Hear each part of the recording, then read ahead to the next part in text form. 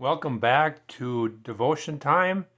Obviously, if what you're seeing from the screen, you might be wondering what is Pastor Al up to today. Let me clarify: no presidential uh, nominations, no presidential endorsements. I guess that's the word I'm looking for. From me, I think it'll make sense in a moment why Bernie Sanders is on our screen for one. You're probably tired of seeing me on screen, so I brought in not a guest speaker. You'll understand in a moment. So far, in our reading of Acts, which I'm thoroughly enjoying, I recommend, even better than a Bible study with me just reading little bits, that you read this whole story yourself. If you're looking for the action adventure story of the Bible, I would say this is it. Yesterday, I read a sermon or a statement that Peter made, essentially being on trial in front of a bunch of Pharisees and Sadducees. They threatened he and John, and from there the story goes on. Their threats were pretty idle. You'll see they come back, tell their friends about the threats, and what do? They have a prayer service. They sing songs of great King David and celebrate their faith, celebrate that they've been threatened with not speaking of the greatness of the risen Messiah. And then, this is the reading that's assigned for a particular Sunday in the Easter season. It is Acts 4:32 through 35. A little bit about how these communities were living. The whole congregation of believers was united as one heart, one mind. They didn't even claim ownership of their own possessions. No one said, "That's mine. You can't have it." They shared everything. The apostles gave powerful witness to the resurrection of the Master Jesus, and grace was on all of them.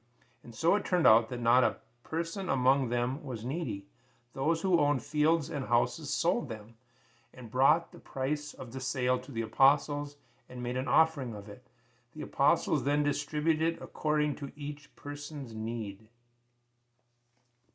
If you know anything about politics, you probably understand now why I would have a picture of Bernie Sanders on the screen, and I almost laugh in saying it because obviously what I just read in these early Christian communities in Acts, pretty much the model for socialism.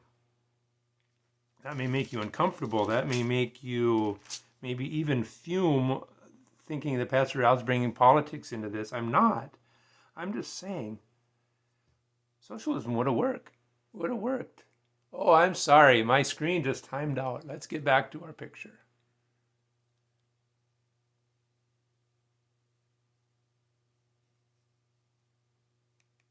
There we are. There's Bernie in motion. I won't have any sound. We'll let him rant on as I explain what we just read. Socialism would work if we were in a community where everyone cared and had the same understanding of religion, all with the excitement of the new risen Christ. Perhaps it would work.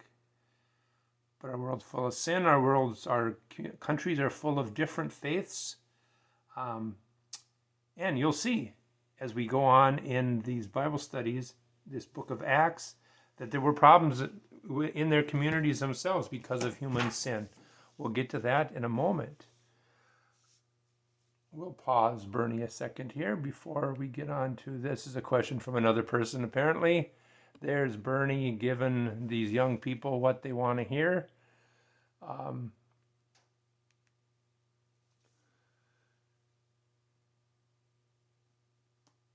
This living together, no ownership of property, it worked for a little time in Acts, but like I said, next couple readings we'll hear that there was problems with that system as well.